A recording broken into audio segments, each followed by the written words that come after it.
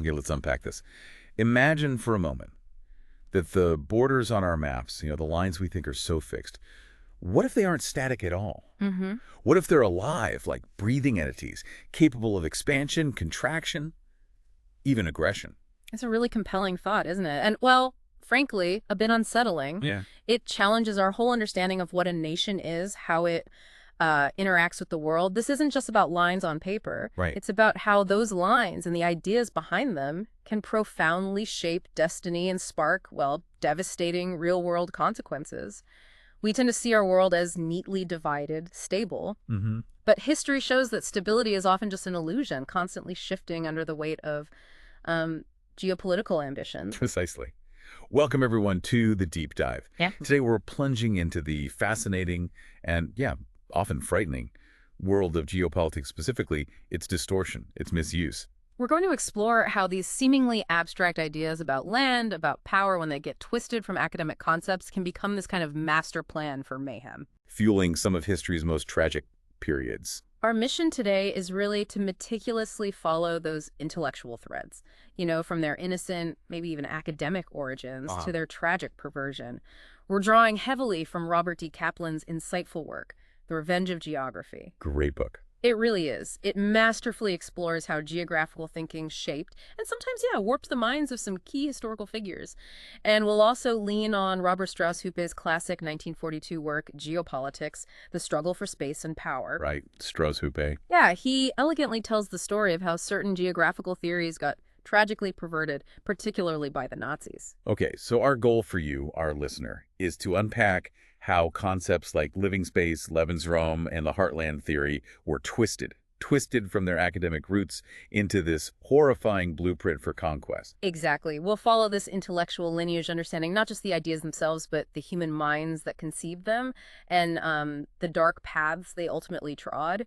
And ultimately, we'll see why this dark chapter still matters, why it matters to you today, and what it teaches us about the enduring power and the inherent danger of ideas. Yeah. Especially, vague or hazy ideas. So let's start with a foundational observation. It's absolutely critical to understanding this trajectory, how different nations historically approached geography. Okay. This fundamental difference really shaped their strategic outlook, their very national character, you could say. Americans and Britons, for instance, mostly as heirs to sea power. Right, naval powers. Yeah, they tended to think less instinctively in terms of pure land-based geography.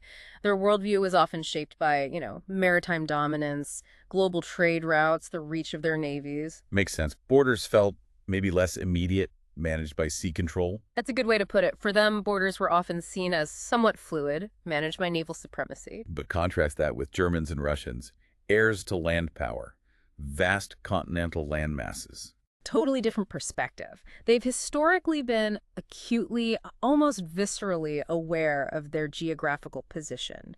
Their security was, and often still is, defined by the land itself. Without a doubt. Take the Russian mindset, for example. Their history is just deeply scarred by devastating invasions, right? The Golden Horde, the Mongols. Mm-hmm. That experience instilled this deep-seated, almost existential insecurity within the Russian psyche. So geography meant survival. For them, geography wasn't just territory. It meant something stark and immediate. Without expansion, there was always the imminent danger of being overrun, their vast plains being exploited by invaders east and west. Which fueled this belief that enough territory is never enough. It's a constant push outward. A relentless drive to push frontiers outward, as a defensive measure. And you can see that playing out throughout their history, right? Even now. It's startlingly consistent. Absolutely. That relentless drive for a secure perimeter, it manifests in various ways. Their need for an empire of Eastern European satellites during the Cold War. That wasn't just ideology. No, it was a geographical imperative, born from that deep insecurity, that desire for buffer zones. And we still see modern echoes, don't we? Yeah, definitely. And their use of military power, subversion in neighboring states. Even the way they configure energy pipeline routes. Strategic. Very strategic. These aren't just economic or political moves. They're designed to regain influence and control over their near abroad. The old Soviet sphere, basically. Essentially, yeah. The former Soviet republics, the Warsaw Pact nations they influenced, it's an effort to reconstitute a powerful sphere of influence, if not territory, reminiscent of the former Soviet Union. All driven by that deep historical insecurity, that fear of being vulnerable without enough space. Indeed. But what's even more striking, at least through the mid-20th century, is how Germans were arguably even more acutely conscious of geography than the Russians. Really? More. I think so. You just have to look at a historical map of Europe. The shape of German-speaking territories was just constantly changing, from the Dark Ages through the Holy Roman Empire's fragmentation, right up to modern times. Unlike France or Britain, yeah, they unified late. Exactly. Germany only unified as a coherent state relatively late 1860s under Bismarck. This long history of internal division, external vulnerability, it profoundly shaped their national consciousness. And their central position in Europe just puts this right into focus. They were, and still are, kind of caught in the middle. Both a land and a sea power. Keenly aware of ties to maritime Western Europe through their northern coastlines, and crucially to that vast heartland of Russia and Eastern Europe to their east, this dual orientation created this unique strategic dilemma. Bismarck understood this, though. Oh, completely. Bismarck was an absolute master strategist precisely because of his acute sense of geography. His brilliant victories, Denmark, Austria, France, they stemmed from this understanding. But crucially, he knew the limits. Yes, that's the key, his profound recognition of limits. He knew there were vast Slavic regions to the east and southeast where Germany dare not go. Caution. Strategic prudence. Absolutely paramount to his success and the stability of his new German empire. He understood the delicate balance of power in Europe and the huge risks of disturbing it. And this is where it gets, well, fascinating and profoundly tragic. Germany's later abjuration of Bismarck's caution. Abandoning those carefully considered limits. Yeah, that led directly to the disaster of World War I. But here's the paradox. That defeat, that trauma, gave Germans an even keener sense of their geographic vulnerability and possibilities. It sharpened their focus, made them even more aware of the threats and the potential opportunities for expansion. It's a real double-edged sword, isn't it? Forging this dangerous resolve out of defeat. Truly was. Germans have, as Kaplan puts it so well, literally lived geography. Yeah. Their whole existence defined by their location.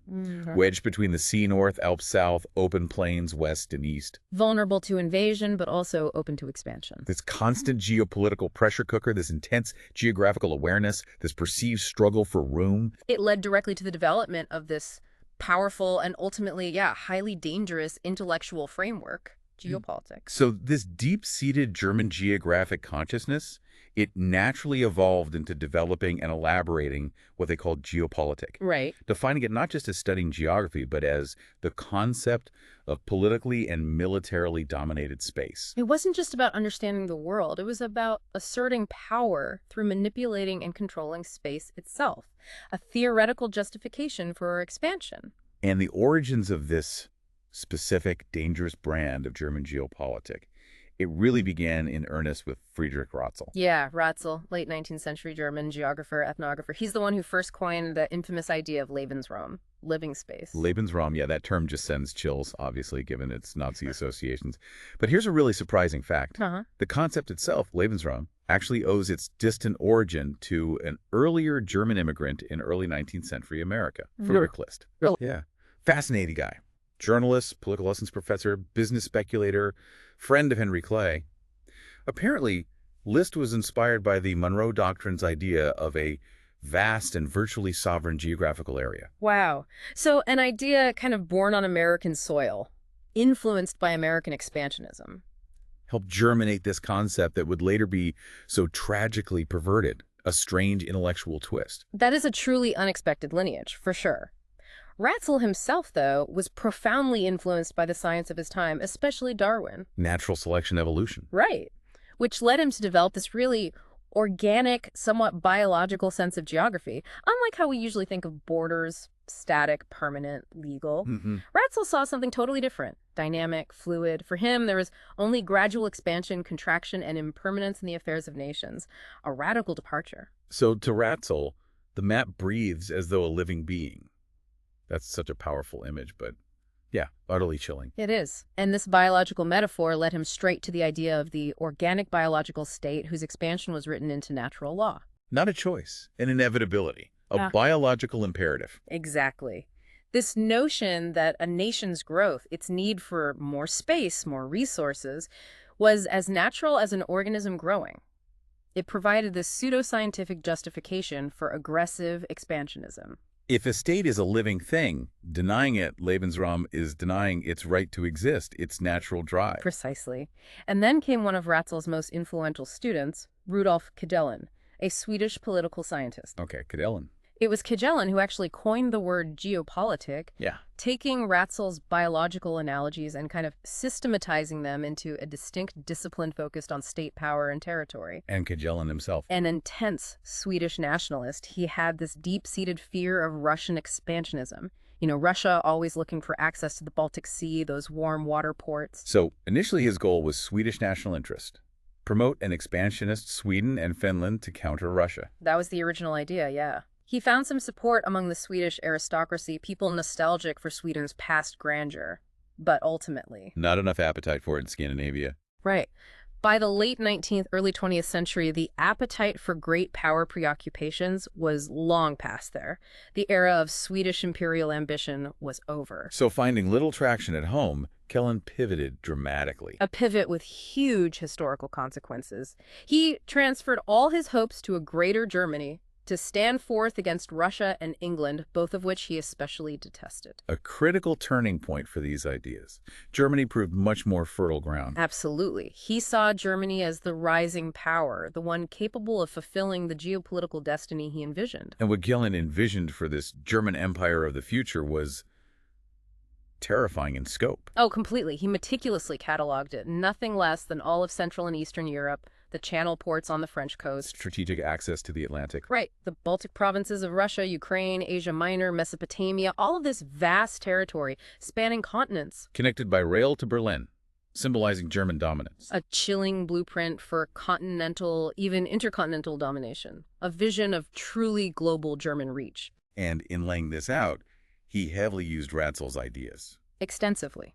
But pushed them further, categorizing societies in racial, biological terms. He conceived of the state in terms of the Volk. The people, racially defined. Yes, a collective that, if sufficiently virile and dynamic, would, by natural law, require an especially large amount of living space. So it wasn't just about territory anymore. It was racial destiny, elevating Lebensraum to a biological imperative. Exactly, providing that powerful pseudoscientific justification for conquest and displacement. And here's where it gets really interesting and, well, profoundly dangerous. We start seeing the perversion of thought. The source makes a crucial point. It is the very glibness and windiness inhabiting the thought of Ratzel and Cagellan that a later generation of murderers would make use of to justify their acts. That's a critical takeaway. It really is a signal lesson for all of us. Ideas matter for good and for bad, and hazy ideas can be especially dangerous. Exactly. Think about it. Clear, well-defined ideas, even controversial ones, you can debate them, challenge them, refine them. You know their boundaries. Right. But hazy ideas, these vague notions like organic growth, national destiny, racial vitality, they're like intellectual fog. No precise boundaries. Allows room for the worst interpretations. Gives cover for unspeakable acts, precisely because they're hard to pin down logically. It's in that ambiguity, that intellectual imprecision, that tyranny finds fertile ground.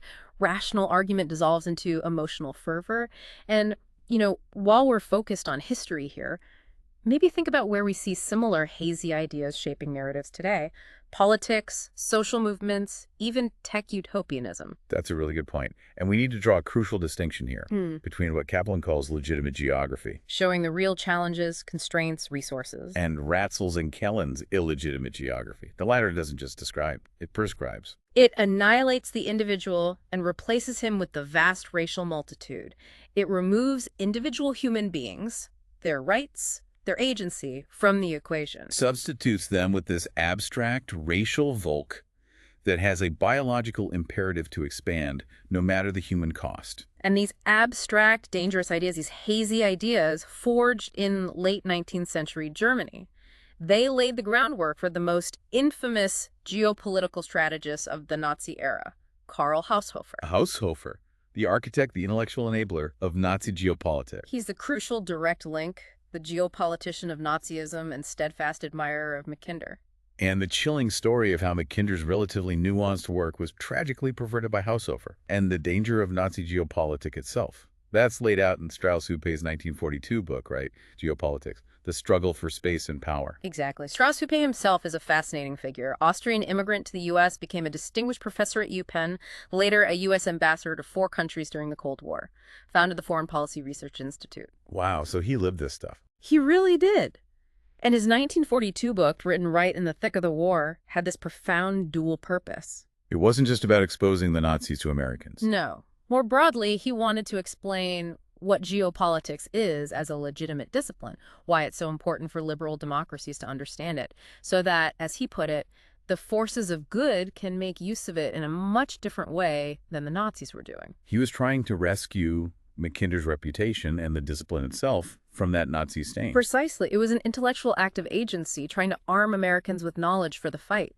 So diving into Haushofer's background, he seems almost destined for this path. It seems that way. Born in Munich, 1869, family steeped in geography, grandfather, uncle, father all wrote about cartography, travel. It imbued him with this sense of space and place from early on. Then the military career.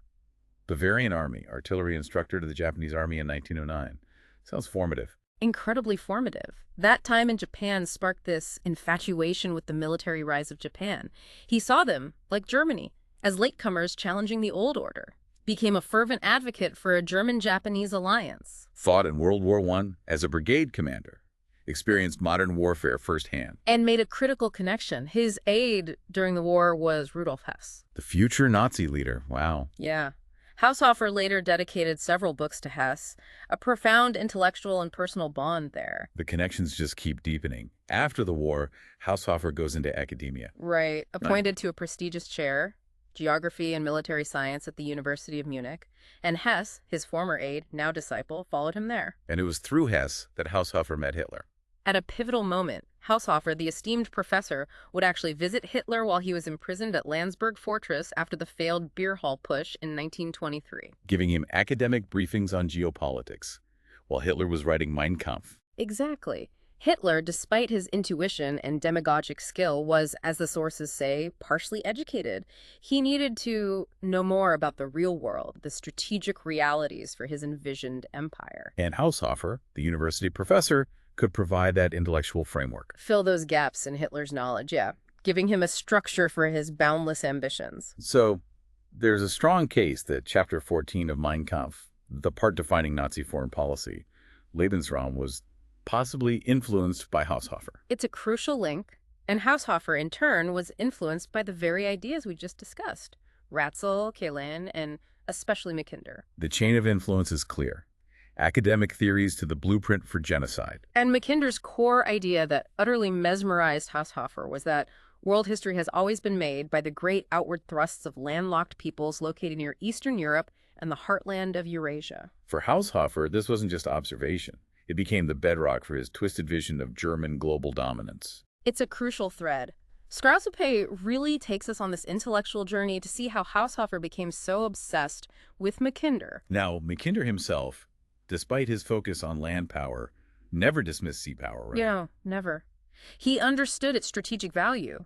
He was, however, deeply pessimistic about British sea power stopping a powerful land-powered Germany from seizing control of the Eurasian heartland. That vast, central, resource-rich landmass.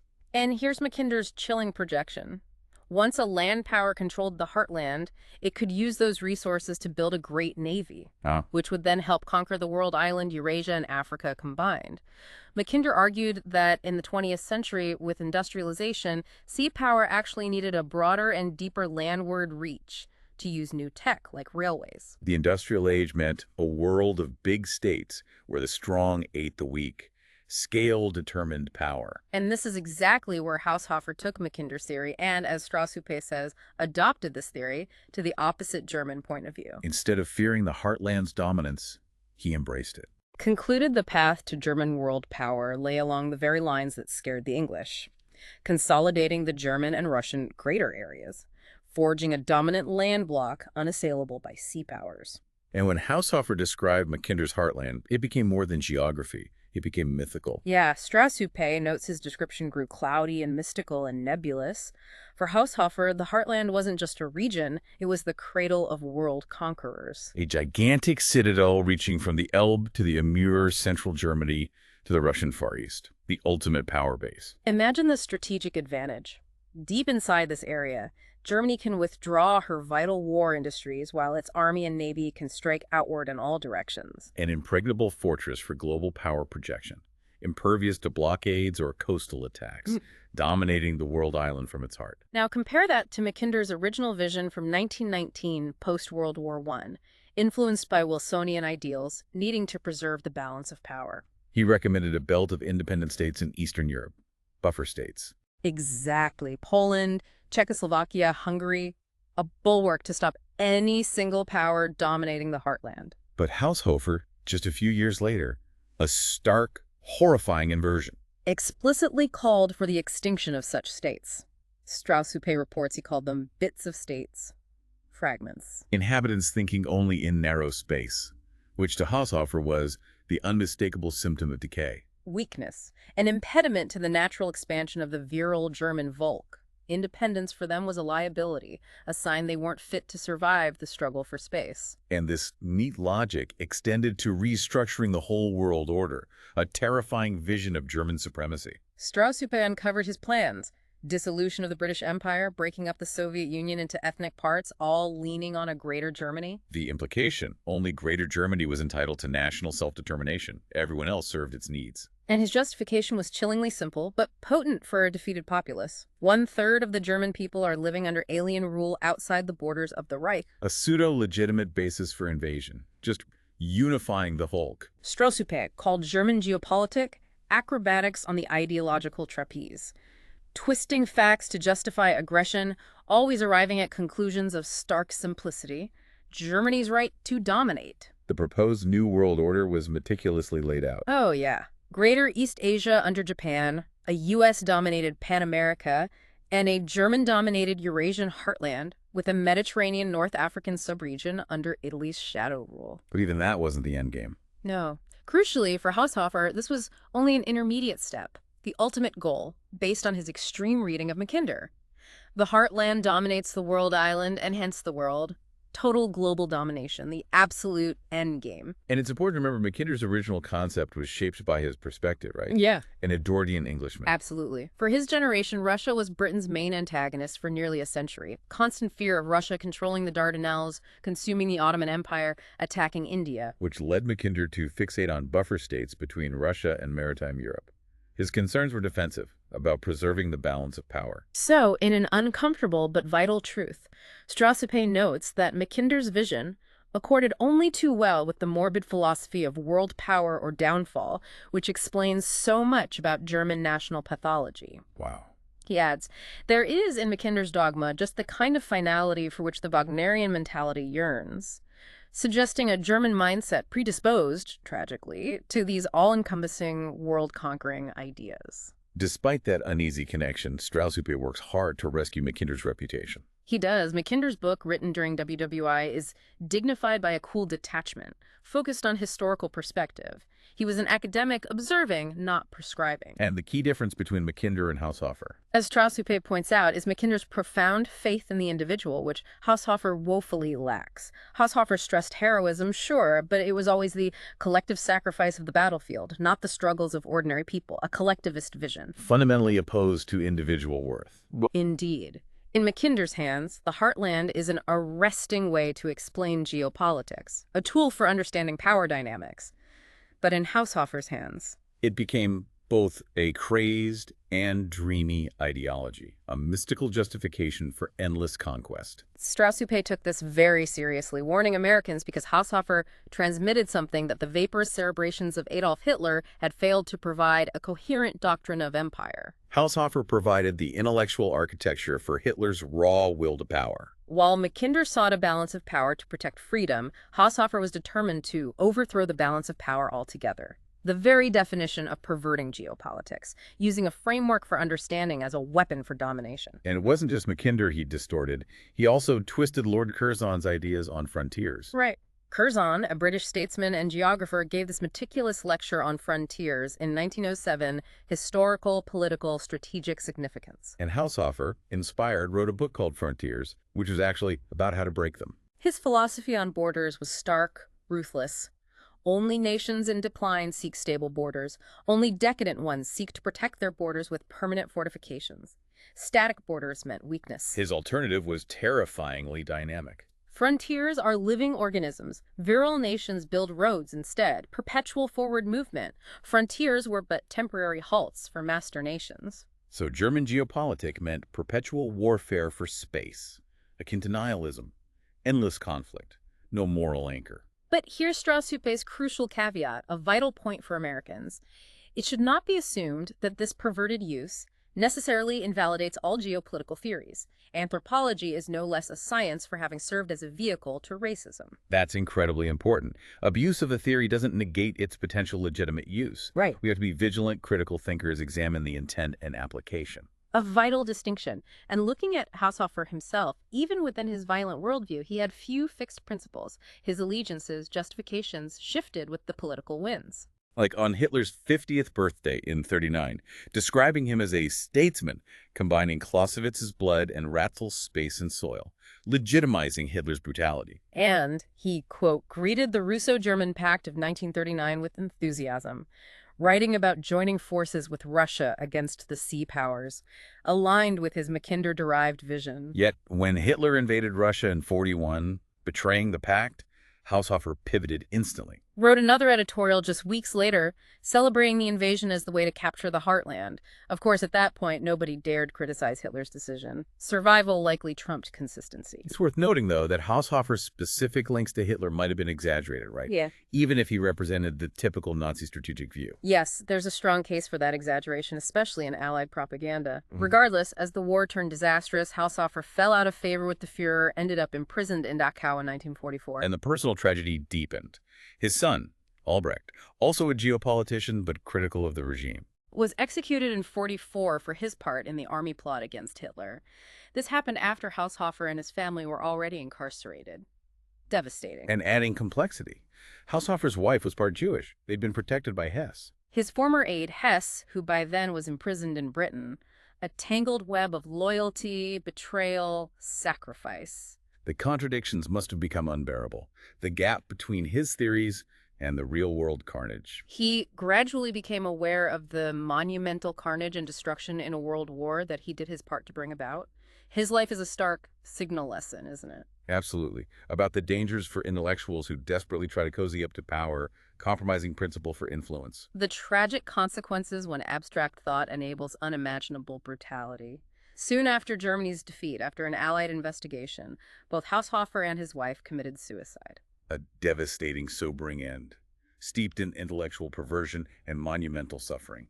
A truly stark warning from the past, but Strauss-Hupé believed these lessons were absolutely vital for the future, especially for America. Right. His work wasn't just about discrediting Haushofer or rescuing Mackinder. No, he had a far more urgent plea to implore Americans to take geopolitics seriously.